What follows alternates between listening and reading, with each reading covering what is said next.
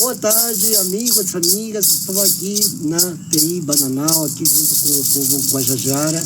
E hoje nós temos a presença de um grande amigo com o qual nós tivemos uma live falando sobre alguns temas conceituais da ordem descolonizadora. No caso do nosso querido Ilan Bensussan, mais uma vez nós tivemos umas lives há uns meses atrás. O card vai ficar aqui para vocês verem o nosso trabalho também que estamos desempenhando dentro do âmbito conceitual, no âmbito da descolonização mesmo.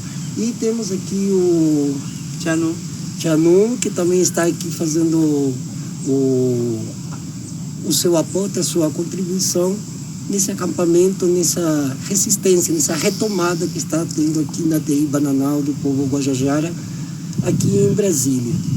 E falando sobre TI Bananal, sobre o Santuário dos Pajés, que também é parte de toda desse pequeno bioma, esse pequeno ecossistema que as empreiteiras e companhias imobiliárias, junto com o governo do Distrito Federal, querem abocanhar essas terras para especulação imobiliária, justamente. E tratando toda essa questão, todos esses dias que vocês já devem ter visto, inclusive alguns vídeos meus, tanto no Instagram quanto no Facebook, nós temos aqui alguém que vai comentar um pouco como foi a história do Santuário dos Pajés. Ilan, fica à vontade, se quiser comentar. Obrigado, Ludwig. Não sei,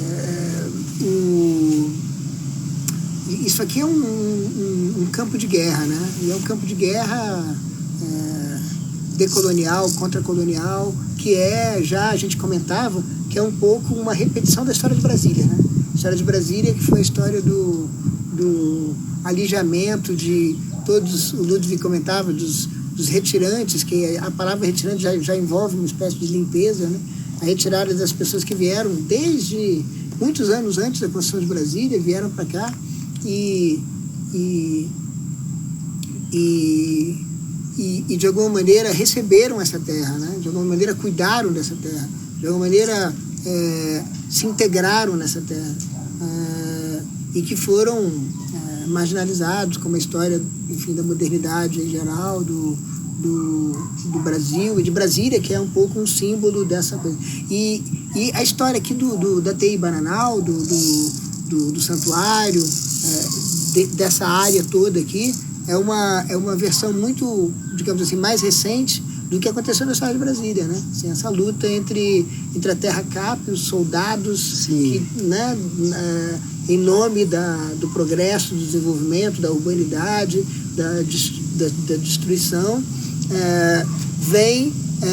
resolvem construir um bairro em cima de uma terra indígena, uma terra indígena que há indícios de que houve presença indígena aqui pelo menos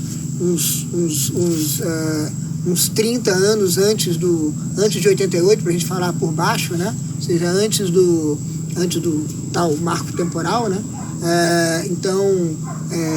E resolveram construir um bairro, e é interessante a gente estar comentando, né? É a ecologia, né? O bairro ecológico. Sim. Eu me lembro que o final da luta, da nossa longa luta aqui, eu participei, muita gente de Brasília participou, muitas pessoas com muito mais intensidade, com muito mais heroísmo, mas sim, eu estava na frente das máquinas, né? Parte da luta para pegar as chaves das máquinas e sumir com as chaves das máquinas, que a SIC estava falando outro dia, ou seja, essa luta aí que foi uma luta de muita bravura e uma luta que envolveu muita gente, muita gente. Eu me lembro de um dia em particular em que abriram a primeira cratera da obra do Noroeste. E a gente foi fazer um protesto, a quantidade de pessoas que tinha, já de crianças, de adolescentes, gente de todo tipo de idade, de Brasília, lotando aquilo ali, né? A sensação de que a gente não podia fazer mais nada, já estava perdido ali naquele momento, né? Mas houve muita resistência, houve um momento de muita... Foi um momento de luta, assim, muito forte, né? Das pessoas contra esse projeto desse bairro ecológico, para fazer essa destruição ecológica que é hoje isso aqui, né? W7, W8, W9, edifícios, um prédio que está construído, o Ludwig dizia, exatamente hoje, em cima do cemitério da terra indígena. E isso também, essa luta toda pelo Bananal, pelo santuário, estimulou muito a imaginação de muitas pessoas, né? Sobre o que seria contra-colonizar, né? O que seria fazer o contra-ataque, né? Como proceder, como organizar. Foi uma luta derrotada, né? Mas é uma luta que também teve frutos, né? Ela ativou muita coisa, né? Ela ativou muita coisa e muita gente que está fazendo coisas, né? Em diferentes lugares. Aquilo despertou, teve isso, né? Aquilo despertou uma coisa ali. Nas pessoas que estavam envolvidas, nas pessoas que estavam à volta. Eu me lembro que a gente falava que Brasília tinha que talvez incorporar o santuário de uma outra maneira, não fazendo a W9, mas fazendo ali, lá para trás, depois perto do lago, L4, L5 talvez, tem uma rua que chama Avenida das Nações, né? E ali tem as embaixadas, né? As embaixadas de todos os povos internacionais, digamos, seja lá isso que for. E a nossa ideia era que isso aqui tinha que ser uma espécie de alameda sem carro das etnias, dos povos que viviam aqui em Abiaiala, em Pindorama, como você gosta de dizer, né? Dos povos de Pindorama. Então aí você tinha o santuário, você tinha os Guajajara, você tinha a área Furiô. Isso aqui seria Brasília, já que é para ser Brasília, tinha que ter uma representação de cada um desses povos, não uma representação da FUNAI, que é uma organização, uma agregação, um amontoado que cumpre um pouco, às vezes, o seu papel, mas que, na verdade, fica à mercê do que está acontecendo no governo federal, que é sempre um governo, né, assim, majoritariamente branco, masculino, etc. Né? Então, a nossa ideia era essa, né? Entende? Aproveitar a oportunidade que tinha o santuário para fazer disso aqui um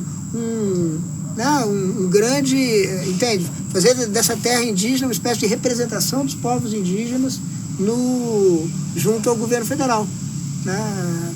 E isso, evidentemente, foi nunca foi levado em conta, e o que foi preferido foi a urbanização de um bairro desses aí. Um bairro ecológico sem ecologia, né? Parente quer comentar alguma coisa ali? Fica à vontade. Olha, assim, né? A luta não acabou ainda, né? E, assim, o tempo tá passando, né? Eles não tomam providência, assim, né? Devido a que seria, assim, para as coisas acontecerem, né? É muita informação que eles transmitem que não agrega, assim, né?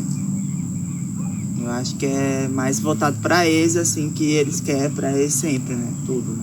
Então, a gente nunca sabe, né? O que eles querem também. E eles nunca se atentam em saber que são famílias, né? E tá ali, né? E qualquer momento pode sair, né? Ninguém quer ser sua casa derrubada, assim, né? Tudo que eles falam assim agora é vender a mãe terra, né? Que é isso que eles querem, né? Não planta água, né? Não planta ar, né? Mas reclama do clima, né? E aí vai, né? Que aí é só a alegria pra eles no sentido de estar bem, né? Nunca vê o outro, né? Mas é isso, né? Tem muita criança na aldeia também, então ele só pensa neles. Uma das coisas que mais chama atenção, inclusive aqui, já vinha falando já há alguns dias, né? O Santuário dos Pajé é um dos lugares que já era conhecido, né? Inclusive internacionalmente. Até em Cuba já se falava do Santuário dos Pajé, né? Inclusive no Chile, outros povos de Abiaiala já sabiam da existência desse santuário, ainda em plena capital federal, né? A capital do Brasil hoje, né? E ela então seria mais antiga, tanto quanto os povos que estavam aqui antes da chegada dos primeiros que traçaram a cidade, como o caso dos povos Caiapó, que depois eles foram cada vez mais sendo encurralados para eles irem para as regiões onde eles estão hoje, né? São Félix do Xingu, né? O alto do rio Xingu, e o conflito com o Belo Monte, tudo isso que já nós sabemos já há décadas, né?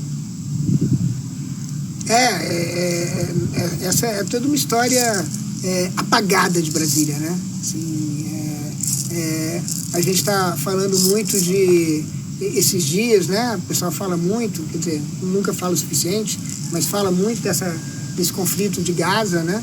Que é esse conflito de indígenas contra colonizadores, né? Sim. Essa história, a mesma história, né? Ou seja, as pessoas chegam, agem como se não tivesse nada ali, apagam os registros, tentam apagar os registros e tentam apagar os próprios corpos. No limite, você tem que apagar os próprios corpos. Isso que está vendo em Gaza. Você tem que destruir os próprios corpos. No limite, você não tem mais nada, né? Você já confinou as pessoas em campos de refugiados. E essa história é uma história que, em certa medida, não é tão distinta da história que acontece aqui, né? Então, por exemplo, o que o Ludwig está falando, né? As pessoas que foram jogadas há muitas décadas no Xingu são pessoas que foram já deslocadas e que depois foram deslocadas outra vez com Belo Monte, e essa história continua. E não só essa história continua, mas essa história nunca é contada, né? Assim, o Santuário dos Pajés talvez seja muito mais conhecido em alguns lugares de fora de Brasília do que aqui nessa cidade, né? Assim, as pessoas não estudam isso aqui, né? Quem eram as pessoas que moravam aqui antes de... 1960, você não está falando de 500 anos atrás, você está falando de, faz a continha, de 60 anos atrás, entende? O que era isso aqui? Entende? As pessoas diziam, era um fazendão. Bom, era um monte de coisa. Aqui tinha todo um ecossistema que foi totalmente devastado, né? E isso tem um custo, inclusive, né? Um monte de custos, inclusive ecológicos, se quiser falar assim, em termos de terra, em termos de Pachamama. Mas também tinha todos esses povos que foram obrigados, direta e indiretamente, a sair daqui, né? Ou virarem retirantes, né? Aquela velha história, né? O projeto é o índio se sobreviver, virar pobre, né? Esse é o projeto, né? Índio virando pobre, retirante, marginalizado, né? Então... Ou mesmo dentro dos status da luta de classes, porque nisso de luta de classes também muitos povos e segmentos sociais são apagados. Sim, claro, porque a proletarização é um processo. É um processo de apagamento também, né? A gente que está aqui, por exemplo, eu quero só fazer um parênteses nisso aí, que muitas pessoas que já devem ter visto falas de outros parentes, como por exemplo o Ailton Krenak, ou em documentários. Estamos numa comunidade onde realmente a atividade de subsistência não passa realmente de 4 horas e num regime de abundância. Nós estamos aqui rodeados de árvores que dão frutos, pequi, tem manga, aqui tem plantação de milho, de mandioca, toda essa parte aqui atrás, que a gente já vai fazer um vídeo falando sobre isso. Realmente as comunidades, as aldeias, não são mais os espaços que nós conhecemos dentro do sistema capitalista. São espaços totalmente que não se poderia dizer sequer que são opostos, que são o lado B da moeda. Porque é outra dimensão, é outro mundo, é uma dimensionalidade até que para a maioria das pessoas que não conseguem compreender, só estando no lugar para entender um modo de vida dos povos originários, tanto aqui nessa TI, Bananal, povo Guajajara, como em muitos outros países afora, ou no Brasil profundo, né? Então existe, de fato, aqui regime de abundância, enquanto na sociedade regime de escassez. E nesse regime de escassez entra nessas categorias de pobre, retirante, favelado, né? E se oculta realmente essa outra dimensão que não é colocada à disposição para que as pessoas saibam, pelo menos consigam perceber que há outras formas de viver sem devastar, sem destruir e ainda mais sem envenenar os nossos próprios corpos, né? A parede estava falando, né? Ela comentando assim, né? Nós tava conversando agora. Antes ali onde tava aquele prédio ali, nós ia buscar manga, né? Aí assim levava sal também, né?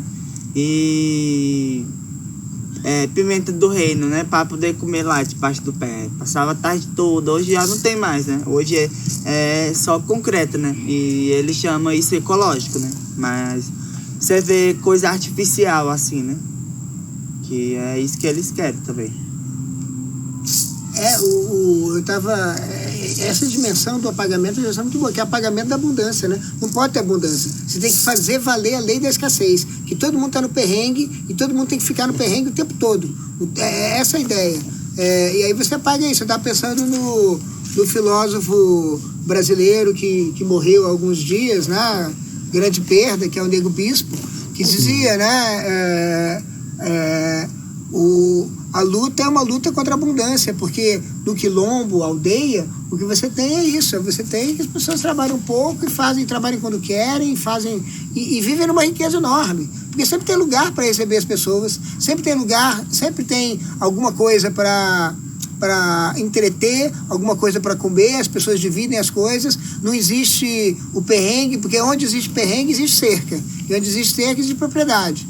Então, assim, aí é essa história, né? Você não tem miséria, você não tem lixo, ou tem pouco lixo. Em princípio, você tem lixo porque existe a cidade que chega com lixo, né?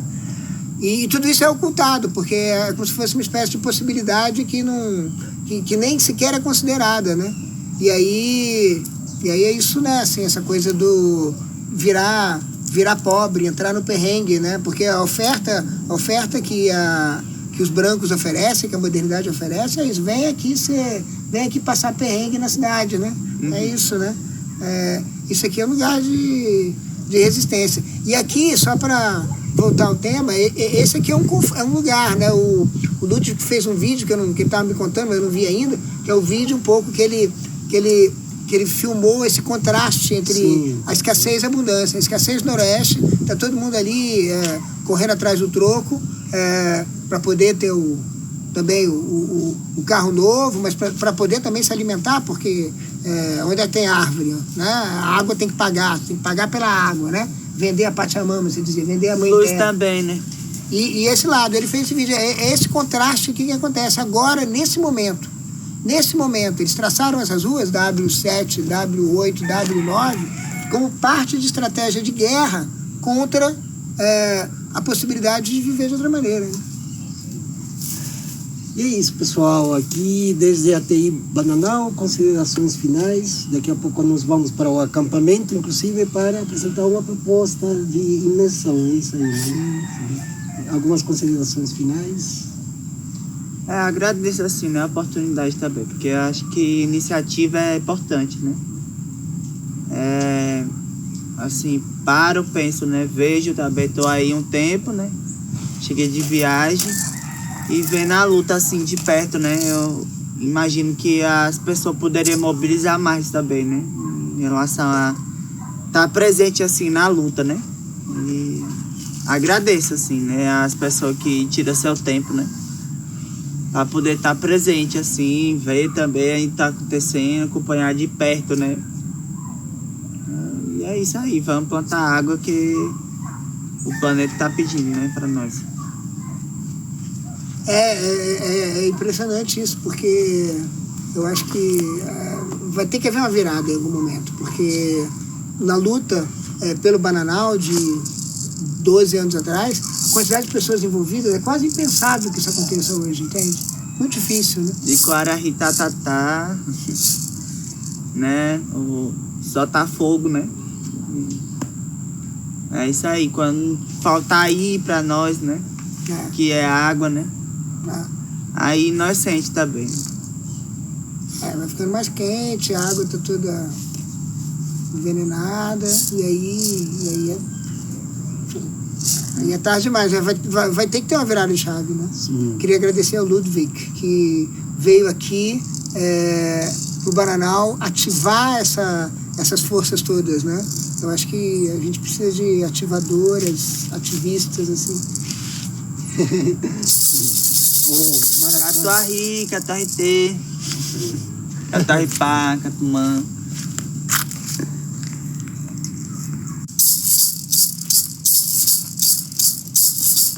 Boa tarde.